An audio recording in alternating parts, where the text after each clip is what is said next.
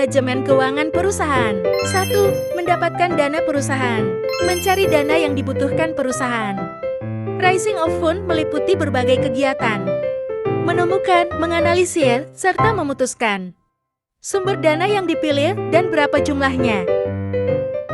Dana-dana itu berasal dari A. Dari dalam perusahaan internal source. Dana dalam perusahaan terdiri dari 1. Dana yang berasal dari pemilik perusahaan. 2. Saldo keuntungan yang ditanam kembali dalam perusahaan. 3. Surplus dan cadangan dana. 4. Selisih nilai buku dan nilai pasar dari harta yang dimiliki perusahaan. B. Dari luar perusahaan external source. Dana dari luar perusahaan yang merupakan utang perusahaan. Disebut juga modal asing yang berupa dana dari pihak bank, asuransi, serta kreditur-kreditur lainnya. 2. Menggunakan dana perusahaan. Penggunaan dana perusahaan allocation of fund meliputi kegiatan merencanakan, menganalisir, serta memutuskan apa yang akan dibiayai dan berapa jumlahnya, sehingga dapat memberikan keuntungan.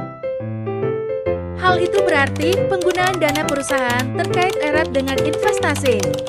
Investasi merupakan suatu tindakan melepaskan dana dengan harapan menghasilkan dana yang jumlahnya lebih besar di masa yang akan datang daripada jumlah dana yang dilepaskan pada saat investasi awal. Kemungkinan kondisi investasi antara lain: 1. Melakukan investasi secara nyata real investment. 2. Melakukan aktiva keuangan finansial aset seperti saham dan obligasi. 3. Membeli aktiva nyata sekaligus aktiva keuangan. 3. Menentukan dividen. Dividen berasal dari bahasa Latin dividendium, yang berarti sesuatu untuk dibagi.